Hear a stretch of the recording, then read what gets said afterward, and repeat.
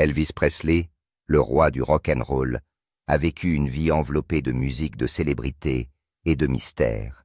Le monde a vu la légende sous les projecteurs, mais ce qui s'est passé une fois que les lumières de la scène se sont éteintes est resté caché pendant des décennies. Aujourd'hui, pour la première fois, l'homme qui a volé à ses côtés dans ces dernières années révèle ce que le public n'était pas censé savoir. L'histoire d'amour du roi avec le ciel. Dans les années 1970, Elvis Presley n'était pas seulement le roi du rock'n'roll, c'était aussi un homme en perpétuel mouvement. Nuit après nuit, ses concerts secouaient des arènes bondées d'un bout à l'autre du pays. Mais lorsque le dernier appel s'estompait et que les foules rentrèrent chez elles, les pensées d'Elvis se tournaient toujours vers un seul endroit, Graceland.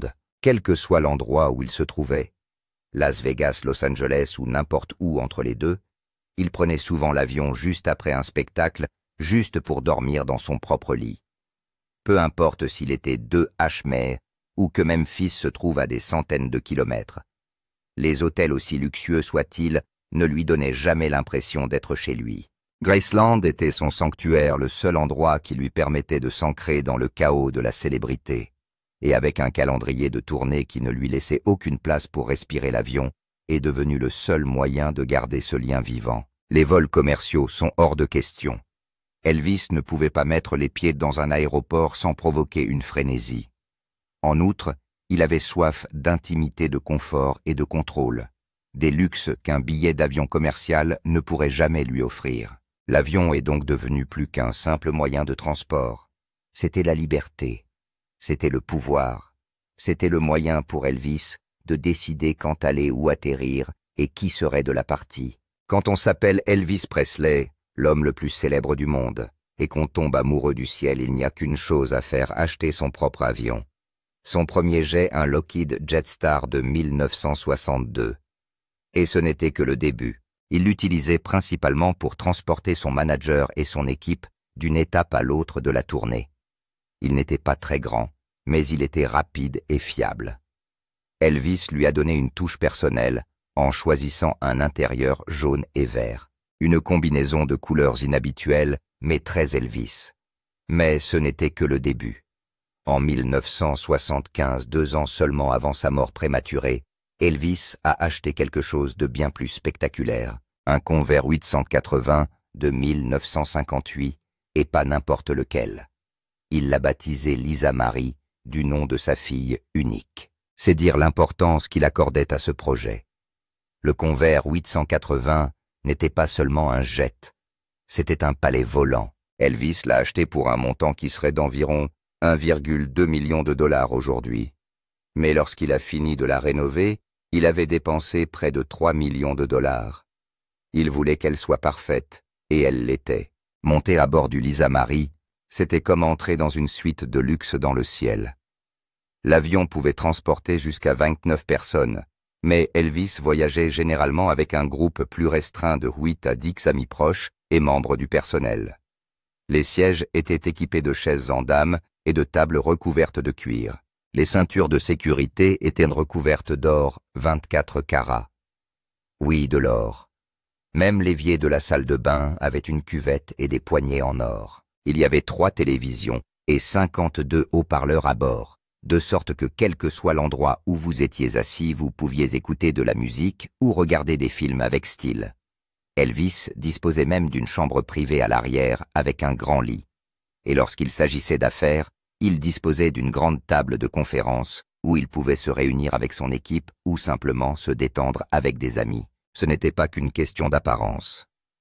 Le Lisa Marie était une machine puissante équipée de 4 moteurs à réaction General Electric, pouvant atteindre une vitesse de croisière de 615 miles par heure et parcourir 3000 miles sans s'arrêter. L'avion était piloté par un équipage de 4 personnes, souvent appelé tôt le matin, pour des voyages surprises. Une fois, Elvis a même demandé à l'équipe d'emmener sa fille dans l'Idaho pour qu'elle puisse voir la neige et y jouer, ce qui n'arrivait pas souvent à Memphis. La même équipe qui avait travaillé à la rénovation d'Air Force One a participé à celle de Lisa Marie. C'est le niveau de soin et de détail qu'Elvis souhaitait. Aujourd'hui, le Lisa Marie existe toujours. Elle trône fièrement à Graceland, non loin de la maison qu'Elvis aimait tant. Les visiteurs peuvent s'y promener et voir les ceintures de sécurité en or, la chambre à coucher, l'évier en or, et imaginer ce que cela a dû être de voyager avec le roi du rock and roll. En le voyant de près, on peut se rendre compte de l'importance de l'aviation pour Elvis. Le pilote d'Elvis Presley. Si quelqu'un n'a vraiment compris à quel point Elvis Presley aimait voler, ce sont les hommes qui volaient avec lui, ses pilotes de confiance. Pour eux, voler n'était pas seulement un travail. Il s'agissait d'une place au premier rang dans l'univers privé de l'une des stars les plus emblématiques de l'histoire. Comme nous l'avons déjà mentionné, Elvis n'était pas seulement un grand voyageur. C'était un homme qui se sentait à l'aise dans les airs. Voler lui donnait de l'intimité, de la liberté, et un moyen d'échapper au bruit constant de la célébrité. Qu'il s'agisse d'un voyage nocturne vers Graceland ou d'une aventure soudaine vers un endroit inattendu, les moteurs de son jet bien-aimé, le Lisa Marie, étaient toujours prêts à rugir. Mais le 16 août 1977, tout a changé. Cet après-midi-là, la fiancée d'Elvis, Ginger Alden, le trouve sans réaction sur le sol de la salle de bain de son manoir de Graceland. Il est transporté d'urgence à l'hôpital, mais les efforts pour le réanimer échouent. Son décès a été constaté à 15h30. Il n'avait que 42 ans. Dans un premier temps, la cause du décès a été indiquée comme étant un arrêt cardiaque, et les autorités ont affirmé que les drogues n'avaient joué aucun rôle. Mais bientôt, la vérité a commencé à faire surface. Les rapports toxicologiques ont montré qu'Elvis avait 14 médicaments différents dans son organisme, dont certains en quantité dangereuse.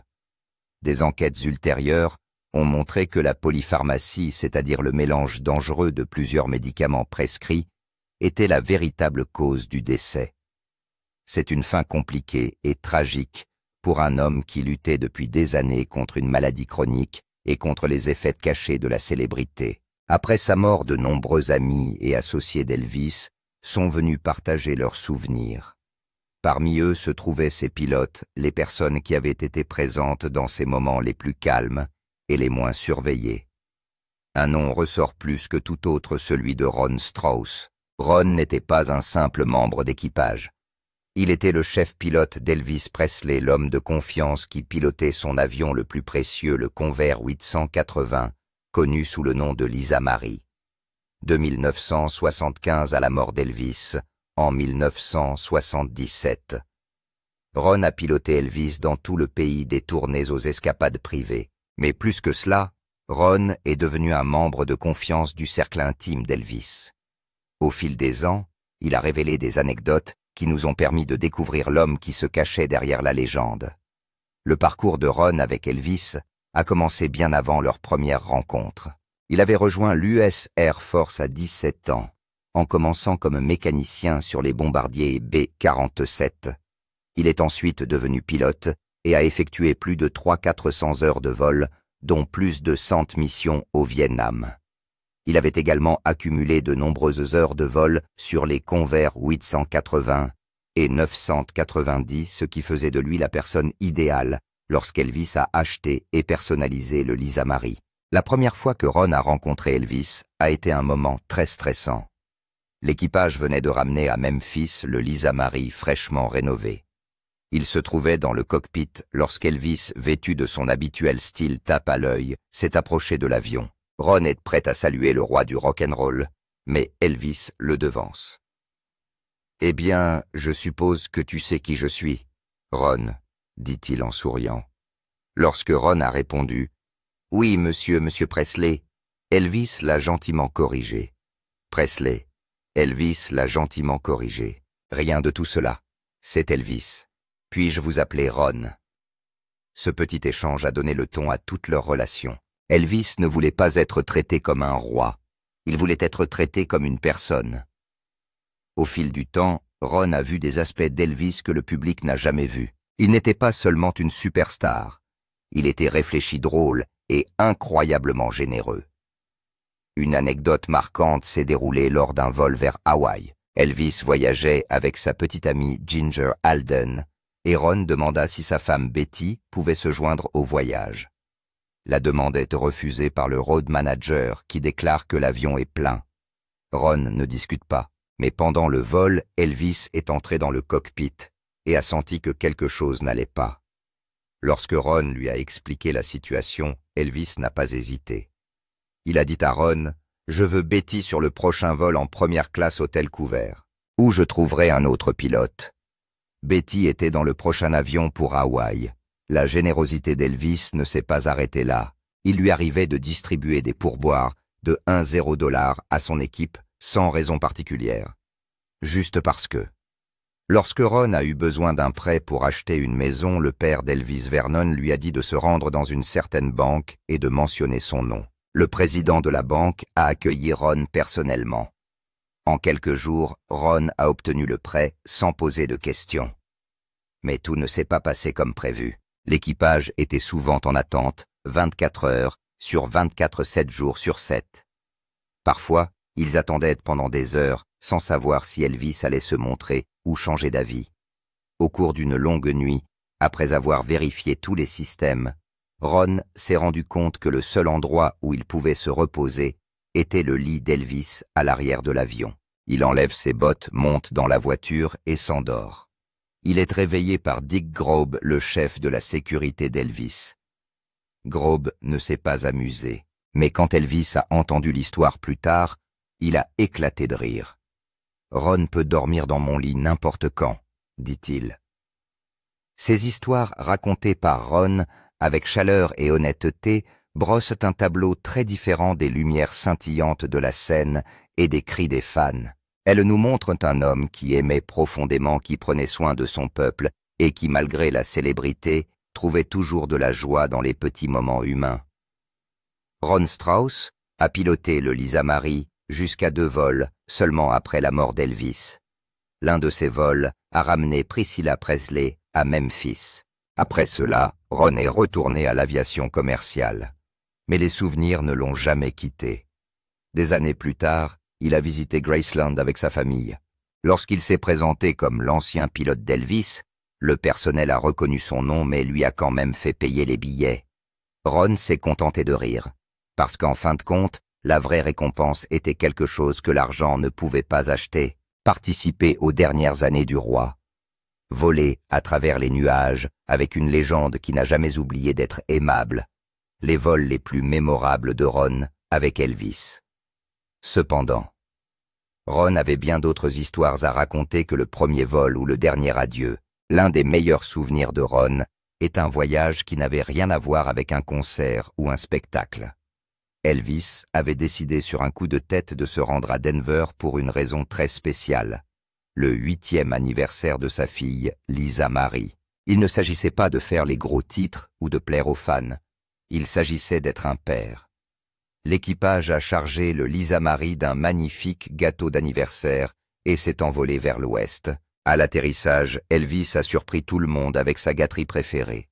Des sandwichs géants au beurre de cacahuète à la confiture et au bacon qui coûtent $28 chacun. Ron a essayé d'en manger un, mais il a ri plus tard, en disant qu'il avait à peine pu finir 2 bouchées. Mais pour Elvis, ils étaient parfaits. Ce soir-là, ils fêtent tous ensemble l'anniversaire de Lisa Marie lors d'une petite réunion chaleureuse. C'est l'un de ces moments qui rappellent à Ron le cœur qui se cache derrière la célébrité. Tous les vols n'ont pas été aussi légers. Un soir après un spectacle à Rapid City, l'équipe se prépare à rentrer à Memphis. Mais il y a un problème. Un énorme orage balayait l'Iowa juste sur leur chemin. Le radar météorologique du Lisa Marie était ancien et peu fiable. Malgré tout, l'équipe se sentait capable de faire face à la situation. Elvis est entré dans le cockpit pour s'enquérir de la météo. Lorsqu'ils lui ont dit la vérité, il leur a donné le feu vert. Le vol a été difficile avec des turbulences qui secouaient l'avion et des éclairs qui clignotaient autour d'eux, mais ils sont rentrés sains et saufs à Memphis. Le lendemain, Elvis s'est approché de Ron et lui a parlé du voyage difficile. Ron lui rappelle simplement que le radar est obsolète. Elvis n'hésite pas. Il leur dit de parler à son père Vernon et de faire installer un nouveau système de radar. En l'espace de 3 jours, le Lisa Marie a été modernisé. Ron se souvient également d'un vol qui aurait pu prendre une tournure dangereuse. Alors qu'il sortait d'un aéroport, probablement celui de Pittsburgh, l'équipe au sol a communiqué par radio une nouvelle urgente. Une alerte à la bombe avait été lancée contre le Lisa Marie. La plupart des compagnies aériennes auraient immédiatement immobilisé le vol, évacué l'avion et fait appel à des agents fédéraux. Mais il s'agissait d'Elvis. Joe Esposito, le bras droit d'Elvis, est entré dans le cockpit et a parlé calmement avec l'équipage. Il est revenu après avoir parlé à Elvis et lui a dit « Nous allons à Memphis ». Ce n'était pas la première menace qu'Elvis recevait. L'équipage a décollé volant bas et vite maintenant l'avion à une vitesse de 250 nœuds sous 10 000 pieds. Ils ne se sont pas détendus jusqu'à ce que l'avion ait touché le sol sans encombre. Avec le recul, Ron admet que ce vol a été l'un des plus tendus de sa vie. Et puis, il y a eu les moments qui étaient tout simplement amusants. Linda Thompson, la petite amie d'Elvis pendant une grande partie des années 70, était souvent à bord. Elle était élégante, sûre d'elle, et prenait toujours le temps de saluer le personnel de bord. Après les concerts, quand Elvis était fatigué, Linda se promenait dans le cockpit, discutait et parfois flirtait de manière ludique. Elle a pris l'habitude d'embrasser les pilotes et le mécanicien de bord sur la joue avant de sortir de l'avion. Une fois, elle a murmuré quelque chose de taquin à l'oreille de Ron en plaisantant sur le fait qu'il avait encore une chance. Bien sûr, tout le monde savait qu'il s'agissait d'un amusement léger, mais cela ajoutait un peu d'éclat au programme souvent épuisant de la tournée. Un autre vol dont Ron se souvient les a emmenés à Syracuse en 1976. Elvis avait 2 concerts prévus et l'équipage a suivi son rythme habituel. S'ils en avaient le temps, ils s'installaient dans un hôtel proche, sinon ils restaient dans l'avion ou à proximité. Ron ne se souvient pas s'ils sont restés à l'hôtel Syracuse avec le reste du groupe d'Elvis, mais il se souvient du mouvement constant. Chaque jour apportait un nouveau programme, une nouvelle ville, une nouvelle série de défis. Et pourtant il y avait un rythme à tout cela, un étrange mélange de routine et d'imprévisibilité. Ce qui rendait ces vols spéciaux, ce n'était pas seulement la destination, ni même l'homme qu'il transportait. C'était la façon dont Elvis traitait son équipage, avec gentillesse, respect et une véritable attention. Ron disait souvent qu'Elvis donnait à tous ceux qui l'entouraient l'impression qu'il comptait, qu'il s'agisse d'améliorer l'avion pour leur sécurité, de s'assurer qu'un membre de la famille puisse participer à un voyage ou simplement de partager un rire après une longue nuit. Elvis n'oubliait jamais les personnes en coulisses, le dévouement de Ron. Bien sûr, piloter une superstar comme Elvis Presley n'était pas seulement une question de décollage et d'atterrissage en douceur. C'était une question de confiance, de responsabilité et de professionnalisme absolu. Ron Strauss a apporté tout cela, et bien plus encore à son rôle de chef pilote du Lisa Marie. Ron n'était pas seulement l'homme derrière les commandes. Il était également titulaire d'une licence de mécanicien aéronautique, ce qui signifiait qu'il avait la rare capacité de comprendre l'avion de fond en comble. Il a pris cette responsabilité au sérieux, très sérieusement. Si quelque chose ne lui paraissait pas normal, Ron n'attendait pas l'approbation de qui que ce soit, il clouait simplement l'avion au sol pour maintenance. La sécurité passe toujours avant tout. Un jour, Vernon Presley, le père d'Elvis, a demandé à Ron pourquoi l'avion était à nouveau cloué au sol pour une nouvelle vérification.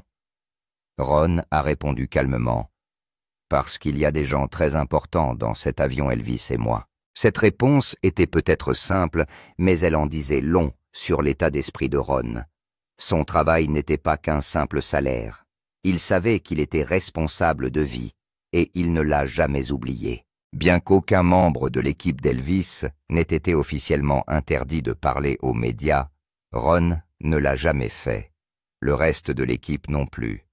Ils ont pris la décision discrète de protéger la vie privée et la réputation d'Elvis. Cette loyauté est importante. Pourtant, Elvis se rendait souvent dans le cockpit pour une discussion amicale.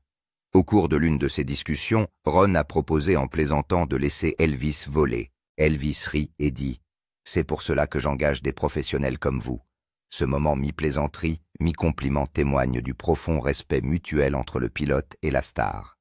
Ce que Ron Strauss a vu, et voilà que l'ancien pilote d'Elvis Presley brise le silence sur Elvis Presley et révèle l'impensable. Après des années de silence, Ron Strauss ne pouvait plus garder pour lui ce dont il avait été témoin au cours du dernier chapitre de la vie du King. Pilote personnel d'Elvis, de 1975 à 1977. Ron était aux premières loges non pas de la scène, mais des moments qui ont précédé et suivi l'extinction des feux et le départ de la foule. Et ce qu'il a vu était choquant. Ron a dit « Je ne peux pas rester silencieux plus longtemps ». Pendant des décennies, des rumeurs ont circulé sur le fait qu'Elvis utilisait des sosies des doublures qui étaient censés monter sur scène lorsque Elvis était trop malade pour se produire. Mais Ron connaissait la vérité. Il était là. Il a emmené Elvis au concert, a attendu dans les coulisses et l'a vu revenir dans l'avion brisé en sueur parfois, à peine capable de marcher. Et c'était toujours lui. Toujours Elvis. Ron a vu de ses propres yeux ce que le monde ne pouvait pas voir. Il a vu un homme dont le corps croulait sous le poids de la maladie. Douleur chronique, ballonnement, trouble de la vision et épuisement étaient ses compagnons de tous les instants. Elvis souffrait de graves problèmes au niveau du côlon, du cœur, du foie et même des poumons. Ses articulations étaient enflammées. Ses yeux étaient atteints de glaucome. Il souffrait d'hypertension artérielle et luttait contre son poids. Il était constamment sous traitement, souvent dans l'inconfort. Mais d'une manière ou d'une autre, il continuait à jouer. D'une manière ou d'une autre, il trouvait toujours la force. Ron racontera plus tard à des amis proches qu'Elvis pouvait à peine tenir debout certains soirs. Il y avait des spectacles où il s'appuyait sur le pied de micro juste pour rester debout. Ron et l'équipe le regardaient de revenir à l'avion après ces spectacles, le visage pâle, la chemise trempée, les yeux enfoncés par la douleur, et ils savaient tous. Aucun acteur, aucun sosie, aucun illusionniste ne pouvait simuler une telle souffrance. C'était le vrai Elvis, qui s'en sortait, parce qu'il ne pouvait pas imaginer ne pas donner tout ce qu'il avait aux gens qu'il adorait. Ron pensait que le monde devait connaître la vérité. Il avait vu Elvis dans ce qu'il avait de plus humain, de plus vulnérable. Derrière les strass et les projecteurs se cache un homme qui s'effondre physiquement, mais qui se bat pour rester debout. Ce n'était pas une question d'argent ou d'ego. Il s'agissait de musique. Il s'agissait d'amour, pour l'art, pour la foule, pour l'instant. Il a dit un jour à un proche qu'Elvis ne refusait jamais une scène, même lorsque son corps réclamait du repos. C'est ce qui a brisé le cœur de Ron. Il devait voir un homme qui aurait dû être en train de guérir se pousser à faire plus de spectacles, plus de vols, plus de nuits, à prétendre que tout allait bien. Tout ça parce qu'il ne voulait pas décevoir les gens. Et Ron en vit encore plus. Bien qu'il ne l'ait jamais dit publiquement, ses proches ont raconté que Ron parlait souvent du nombre de fois où il avait vu Elvis pleurer tranquillement dans l'avion. Pas de sanglots spectaculaires, juste des larmes silencieuses. Il regardait par la fenêtre. Lorsque quelqu'un lui demandait ce qui n'allait pas, Elvis se contentait de secouer la tête. Ron n'a jamais trahi la confiance d'Elvis de son vivant, mais les histoires qu'il a racontées par la suite n'avaient rien à voir avec les ragots ou le choc. Il s'agissait d'honorer un homme qui a tout donné jusqu'à ce qu'il ne reste plus rien. Un homme qui, même brisé, se tenait encore devant des milliers de personnes souriant et chantant comme il l'avait toujours fait. Un héritage qui perdure. Aujourd'hui, encore bien des années après la disparition d'Elvis Presley, Ron Strauss se retrouve souvent dans le ciel du moins en souvenir. Assis autour d'une table avec sa famille, il se remémore les histoires qui ont marqué la période où il était le pilote personnel d'Elvis. Ses petits-enfants l'écoutent les yeux écarquillés, non seulement parce qu'il a volé un homme célèbre, mais aussi parce que la façon dont Ron raconte ses histoires donne vie à ces moments. Il se souvient de chaque détail, le rire, le stress, les décollages de minuit et les discussions tranquilles avec Elvis dans le cockpit. Chaque fois qu'il pense les avoir tous racontés, un autre petit souvenir lui revient, et avec un sourire, il le partage. Piloter le Lisa Marie, le Convair 880 personnalisé d'Elvis, n'était pas seulement un travail pour Ron. C'est devenu l'un des moments les plus significatifs de sa vie. Le jet était comme une seconde maison, non seulement pour Elvis, mais aussi pour la petite équipe de confiance qui a volé avec lui. Ron dit toujours qu'il ne s'agissait pas de la célébrité ou des feux de la rampe. un homme qui, malgré sa célébrité, traitait toujours les gens avec gentillesse et respect. C'est ce dont Ron se souvient le plus. Aujourd'hui, le Lisa Marie le Graceland volant n'est plus dans les airs. Bien qu'il ait volé pour la dernière fois en 1977, lorsqu'il a transporté Priscilla Presley aux funérailles d'Elvis, le jet est devenu un symbole légendaire de la vie et du style d'Elvis. En 2015, des rapports ont indiqué que le jet ainsi que le plus petit avion d'Elvis Hound Dog 2 pourraient être vendus à des collectionneurs privés. Les ventes aux enchères de Julians ont listé les deux jets avec une valeur estimée entre 10 et 15 millions de dollars. Bien qu'ils ne soient plus en état de vol, ces avions ont une valeur émotionnelle inestimable pour les fans du monde entier. Heureusement, peu de temps après, un accord a été conclu pour que les avions restent exposés à Graceland, où ils se trouvent encore aujourd'hui visités par des milliers de personnes chaque année. Malgré tous les médias, les documentaires et l'intérêt du public, Ron Strauss n'a jamais regardé le récent biopic sur Elvis. Lorsqu'on lui pose la question, il répond simplement qu'il n'a pas l'intention de le regarder un jour. Selon lui, il n'y a pas